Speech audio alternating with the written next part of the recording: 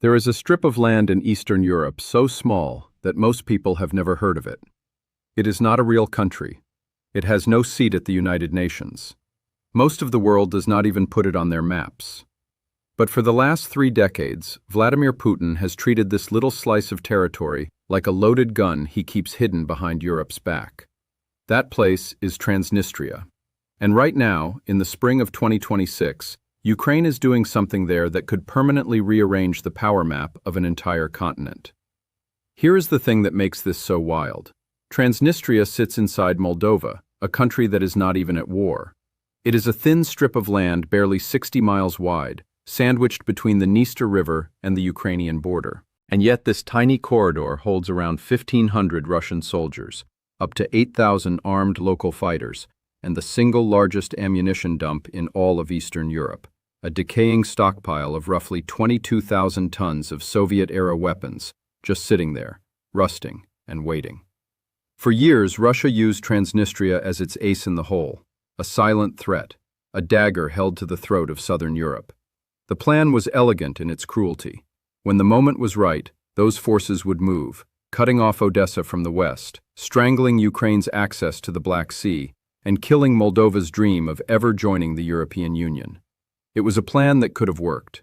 Notice we said could have, because Ukraine just built a wall, a real one, and the consequences of that wall are shaking governments from Kyiv to Bucharest to Brussels. Stick with us, because what is happening along this border right now is one of the most quietly dramatic geopolitical moves of this entire war, and almost nobody is talking about it. The hidden dagger nobody talked about. To understand why this matters so much, you need to understand what Transnistria actually is, because it is genuinely bizarre. When the Soviet Union collapsed in 1991, most people figured the old empire's borders would just dissolve peacefully. They were wrong. In Moldova, Russian-backed separatists fought a short, brutal war in 1992 and carved out a sliver of territory on the eastern bank of the Dniester River. They called it the Transnistrian Moldovan Republic, but no country on earth actually recognizes it as real. It is a ghost state, a political fiction kept alive by Russian money, Russian guns, and Russian soldiers who never left. Russia has kept roughly 1,500 troops stationed there ever since, officially calling them peacekeepers. Moldova has been demanding they leave for over 30 years. Russia just smiles and ignores the request. But here is where it gets really interesting. Those troops are not sitting in an empty field. They are sitting right next to the village of Kobazna, which is only 2 kilometers from the Ukrainian border. And underneath the trees and behind the fences of Kobazna lies one of the most dangerous collections of military hardware anywhere on the planet. The Kobazna ammunition depot has been called one of the largest, if not the largest, ammunition depot in all of Eastern Europe. It contains up to 20,000 tons of Soviet-era weapons, stockpiles left over from the old 14th Guards Army of the USSR, plus weapons pulled back from Czechoslovakia and East Germany when the Iron Curtain fell. About 57% of that ammunition is now considered obsolete and cannot be used or transported safely. But the other 43% is a different story. Artillery shells, Grad rockets, anti-tank missiles, small arms ammunition by the millions of rounds. And here is the terrifying part. The last time international inspectors were allowed in to check on that stockpile was in 2007. Since then, Tiraspol and Moscow have consistently denied every request for verification of what is inside, what condition it is in, or whether it is safe. According to experts at Moldova's own Academy of Sciences, if the Kobazna depot were to explode, it would release energy roughly equivalent to a 10-kiloton nuclear weapon, comparable in scale to the bomb dropped on Hiroshima in 1945. The blast radius would stretch 40 to 50 kilometers. Both Moldovan and Ukrainian towns near the border would simply cease to exist. That is Russia's hand grenade with the pin already half pulled, parked inside somebody else's country, and protected by soldiers who have no legal right to be there. So why has no one done anything about it? Because for 30 years, doing anything about it meant potentially poking Russia in the eye, and European governments were terrified of what that would mean. Transnistria became what military analysts call a frozen conflict, a problem no one wanted to touch, left on ice while Russia kept using it as a permanent threat. Then Russia invaded Ukraine, and suddenly, frozen conflicts started to thaw in very dangerous ways. The plan Putin was counting on. When Russian troops crossed into Ukraine in February 2022, the generals in Moscow had a vision that went far beyond the east. The real prize, the one that would cement Russia's dominance over the entire Black Sea region for generations, was Odessa. Odessa is Ukraine's biggest port city. It handles an enormous share of Ukraine's grain exports, its oil trade, and its economic lifeline to the rest of the world. Whoever controls Odessa essentially holds a key to the entire Ukrainian economy, and Putin wanted it badly. The plan was a pincer. From the south, Russian warships and marines would push up from Crimea. From the west, forces moving through Transnistria would sweep around and cut Odessa off from the rear. Caught between two fires, the city would have had no escape.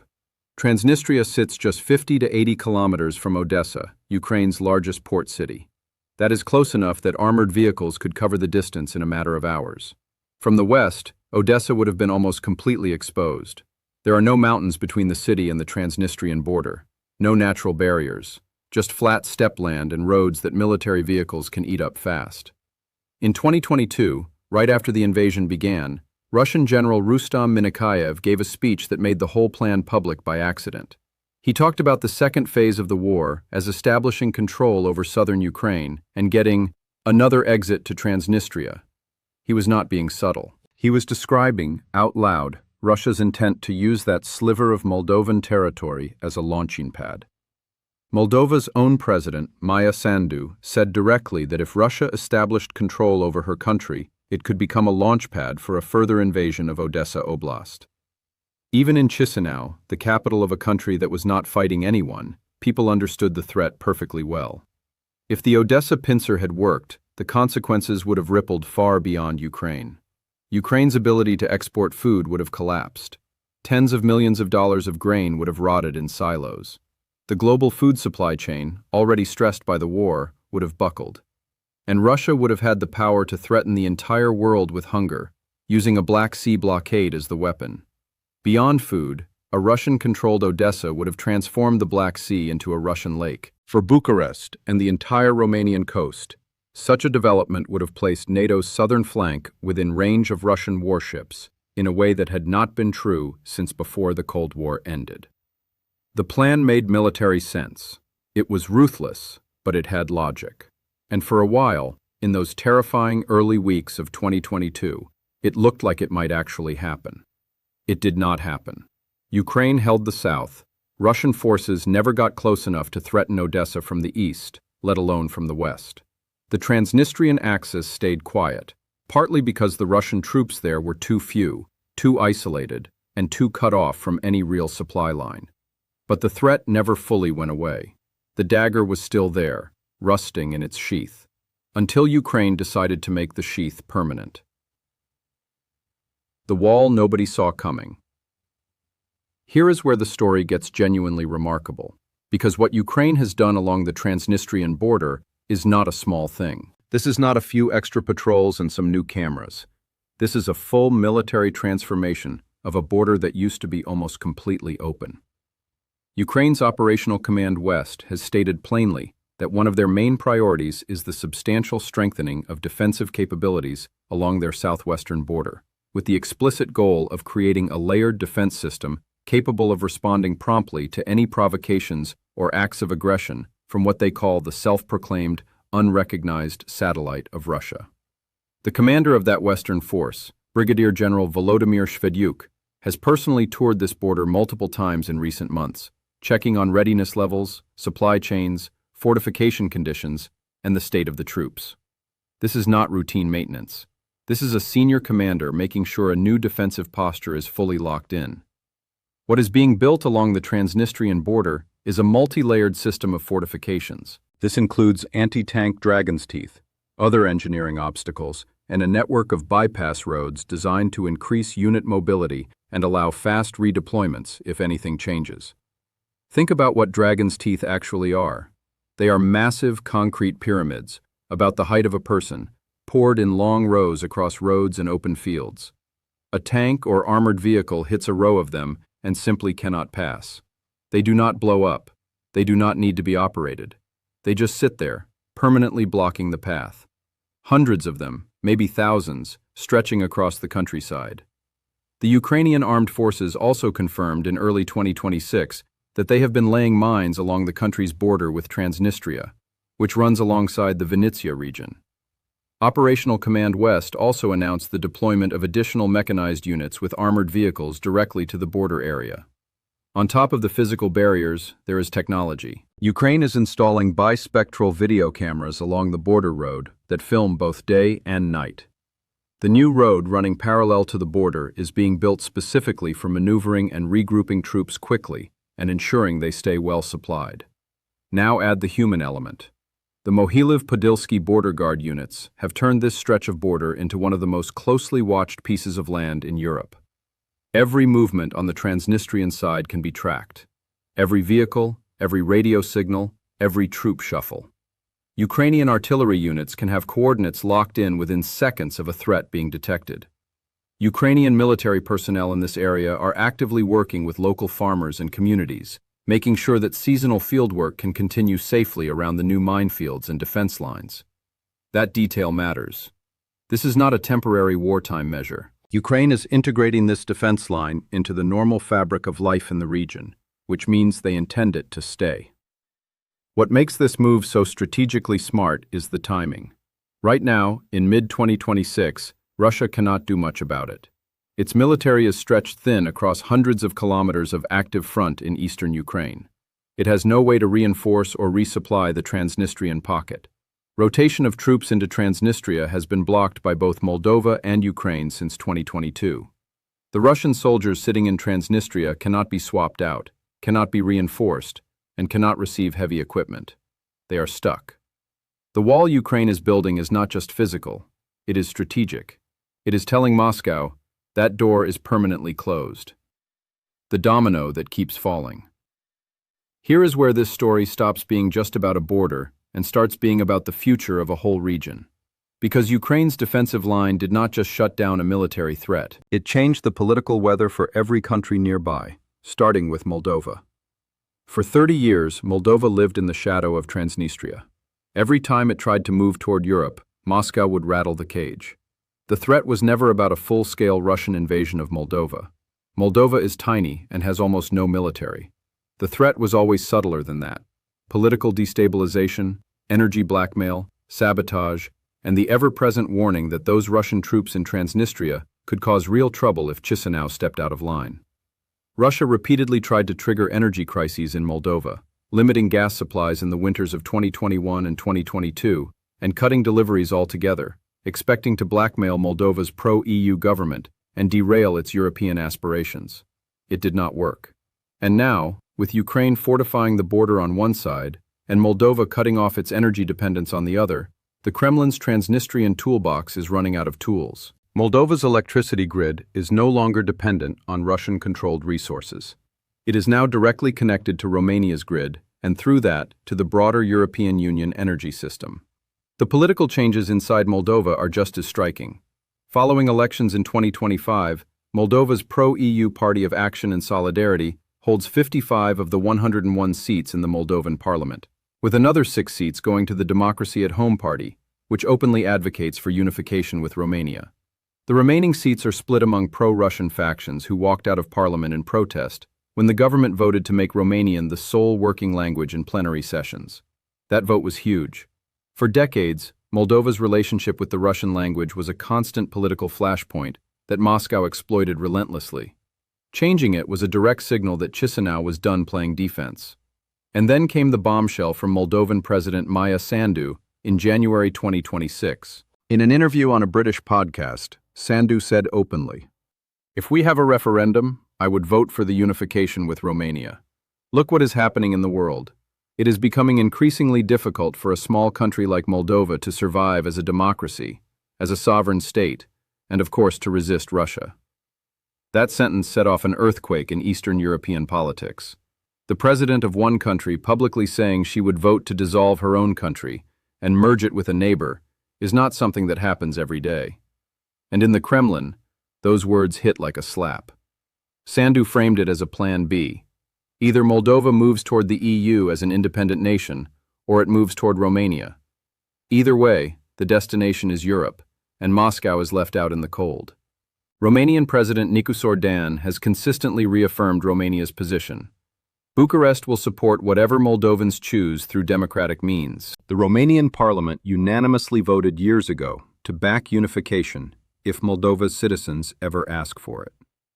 The numbers are moving too. A poll from March 2026 found that among Moldovan citizens living inside Moldova, 44% would now vote in favor of unification, and 39.2% would vote against. Among Moldovans living abroad, the split is 60.8% in favor, and only 24.3% against. That is a dramatic shift from where public opinion was just a few years ago. Some analysts argue that reunification has already begun, not through a single dramatic political act, but through many incremental steps. By some estimates, around half of Moldova's population now holds Romanian citizenship, meaning they already live, work, and vote as EU citizens. None of this would be moving as fast as it is without Ukraine's military shield on the Transnistrian border. When Moldova looks west and sees Ukraine standing there with dragon's teeth and mechanized units and AI-powered surveillance cameras, the old Russian threat loses a lot of its grip. The bully's fist is still raised, but the door behind you is now locked and reinforced. The EU, watching all of this, has been accelerating Moldova's accession negotiations at a pace that would have seemed impossible just a few years ago. Brussels understands that Transnistria, long treated as an unsolvable frozen conflict, is now something closer to a controlled detail. The problem has not gone away, but it has been contained, and contained problems can be managed. What comes next, and why you should care? Let us zoom out to the biggest picture, because this is where everything we have talked about connects to a future that is being shaped right now. Russia went into this war with a vision, not just the vision of taking Ukrainian cities, but the vision of controlling the Black Sea, breaking NATO's southern flank, dominating the energy supplies of Eastern Europe, and keeping a string of puppet territories, Transnistria, Donbass, Abkhazia, South Ossetia, as permanent pressure points on every country that dared to think about leaving Moscow's orbit. That vision is collapsing. Not just in the obvious places, but in the quiet ones like this narrow strip of Moldovan land. The Kobasna arsenal, long treated as Russia's ace card, is now more accurately understood as a liability. Over 60% of its ammunition was manufactured between the 1950s and 1970s. It has not been properly inspected in nearly 2 decades.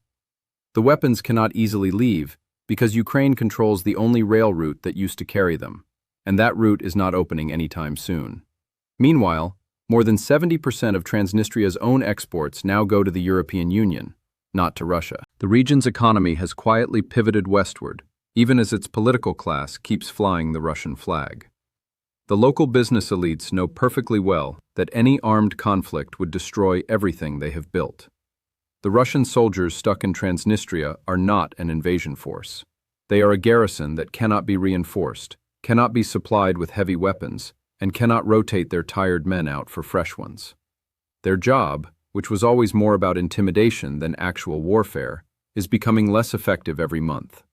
They are watching from behind their fences as the world changes around them. Ukraine, meanwhile, is not just defending a border. It is demonstrating something to the whole world. A country that has been fighting for its survival for 4 years, a country that has lost cities and tens of thousands of people, still found the strategic clarity and the military capacity to secure a flank that everyone else wrote off as too complicated to deal with. That is not the behavior of a victim. That is the behavior of a regional power. The shared trajectory of Moldova and Romania, moving together toward Europe through energy integration, citizenship, language, economic ties, and eventually perhaps political union, is now backed by an unbreakable military fact on the ground: Ukraine. Not Ukraine as an abstraction, Ukraine as 200,000 battle-hardened soldiers who know how to build fortifications that work. For Putin, the nightmare scenario is not losing a city. It is watching the entire western edge of his influence zone peel away all at once, quietly, legally, democratically, while his soldiers in Transnistria stand helpless and his phone calls to Chisinau go unanswered. That is the scenario that is now unfolding. 2 questions hang over all of this as we move through 2026. The first, With his military grip on Transnistria effectively neutralized, what does Putin try next in the Black Sea? He has already lost the naval dominance he expected, with Ukrainian naval drones hunting Russian warships in their own harbors. Does he escalate, or does he accept that the Black Sea dream is finished? The second question is even bigger. Can Ukraine's defensive shield, combined with Moldova's political momentum and Romania's patient waiting, actually push the Moldova-Romania unification across the finish line faster than anyone expects? Could a map of Europe drawn 5 years from now look genuinely different from the one we have today? History tends to move slowly, until suddenly it does not. In Transnistria, along a border most of the world does not even know exists, history is moving right now. And the people doing the moving are not sitting in Moscow's map rooms, they are in the trenches. If this opened your eyes to something you had never thought about before, hit like and subscribe so you do not miss what comes next, because this story is far from over. Drop your thoughts in the comments below. Do you think Moldova and Romania will actually unify? And if they do, does that change everything for Europe? We want to hear from you. And if you want to go deeper on the Black Sea situation and what Ukraine's drone warfare is doing to Russia's navy, that video is right up next.